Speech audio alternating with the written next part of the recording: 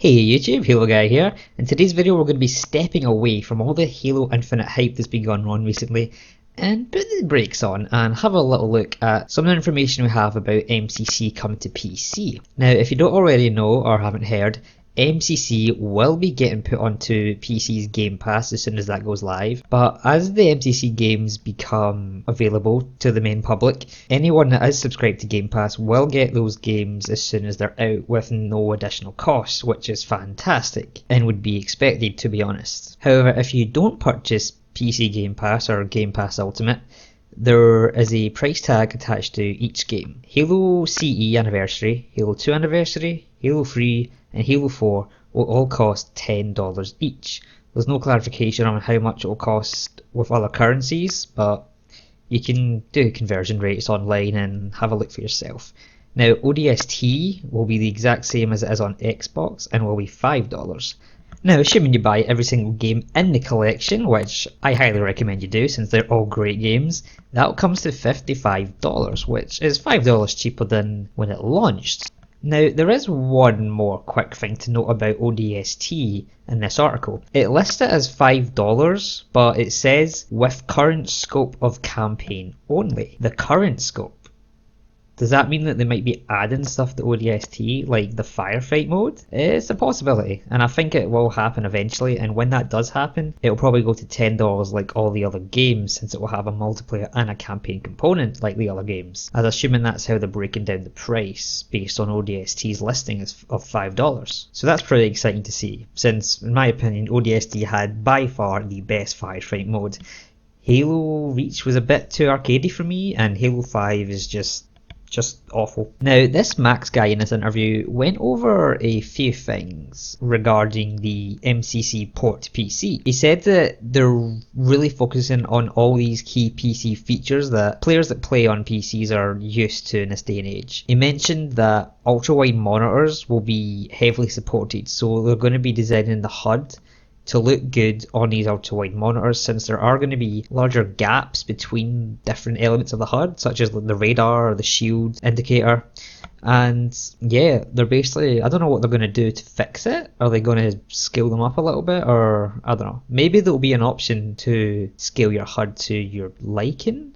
Possibility. It'd be pretty cool if that was to go through. He also mentioned that the field of view slider will be implemented, despite maybe looking a little bit strange at the sort of higher angles, the 120, 130, 140, all the way up to 180, as some games have. Will Reach go up to 180? Not sure.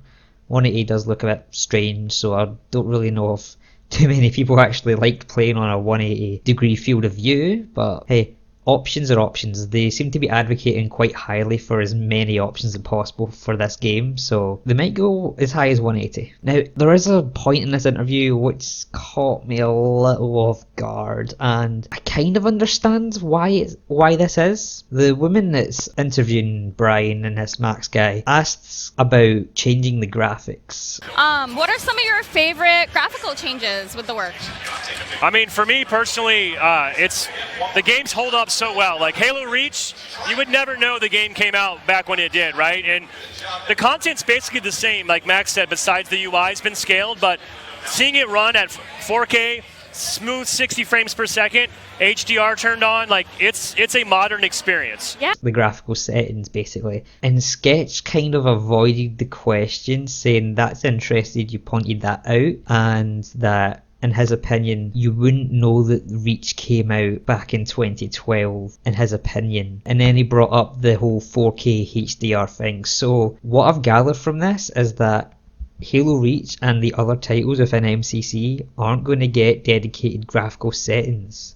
So you're not going to be able to change the quality of the textures, like the low, medium, high, ultra high, that sort of idea, which a little bit sad. I kind of understand it though, because they would literally have to go back and design different textures for every single thing in the game, and there are a lot of games in this collection, and it is just a small team that is actually working on this PC port. Would it be better if we had graphical settings? Of course it would, but if they're giving us resolution, frame rates, HDR, you can make it better. And plus with the modding community, I'm sure someone will bring out some sort of mod where you can have different quality of textures. The PC modding community is insane with that kind of stuff, so I'm not too worried about that. A few months into the game, I reckon that will be a feature. If not by free for free, by the community itself. But they just keep reinforcing that they want to get this game right.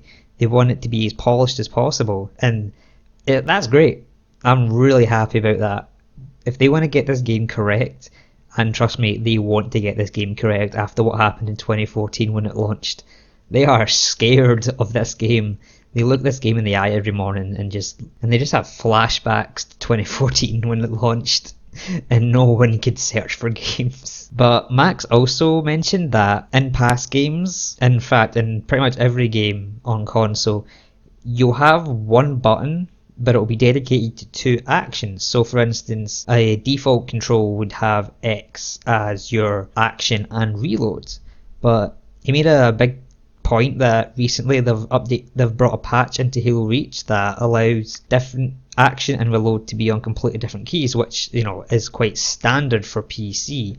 Normally you'd see E as your action and R as your reload. That's sort of the default keys, so I'm assuming that's where he's coming from with that sort of idea. After this, they mentioned variable sensitivity levels will be applied for different levels of zoom and vehicle play, which is awesome. That is a huge thing. The only game on console that I know that actually does that is Siege and Battlefield. But for PC games, almost all PC games have where if you're using a 2x scope, you can go into the settings and change the 2x scope sensitivity slider percentage of your base sensitivity. So I'm assuming that's where they're coming from. So if you scope in with say a DMR, your sensitivity, you might want your sensitivity a little bit lower since you're at a higher zoom. And also for vehicle play, if you're using a high sensitivity on PC like most people using a mouse would, if you jump into a Warthog, you're going to have to make tiny little adjustments with your mouse. So the fact that they're giving us the option to change that sensitivity, maybe make it a lot lower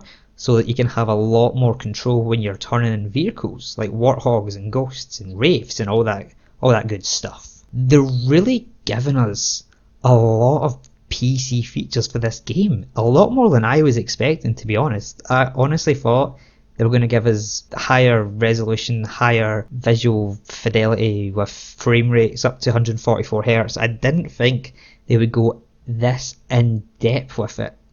And it's really good to hear. And the great thing is that Sketch mentioned that this level of support is going to be available for all Halo titles going forward. Halo Infinite is going to have this level of support and probably more since it is designed from the ground up for PC. So features that aren't going to be in this, like the graphical settings, are definitely going to be in Infinite.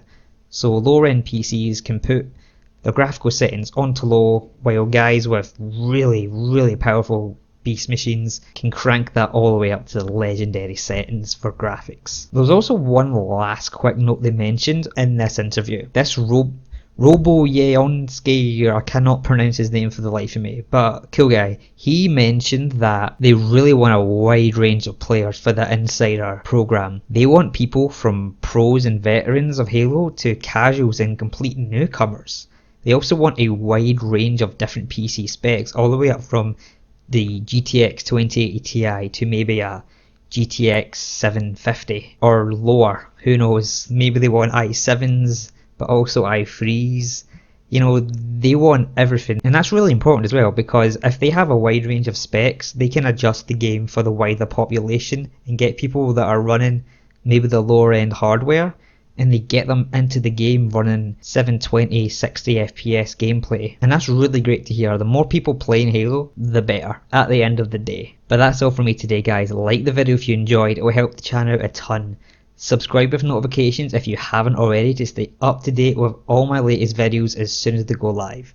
I'll be covering all Halo news, big or small, so you'll want to keep up with the channel. I'd like to thank you all for watching till the end. I really appreciate it. I'll see you guys next time, and have a good one.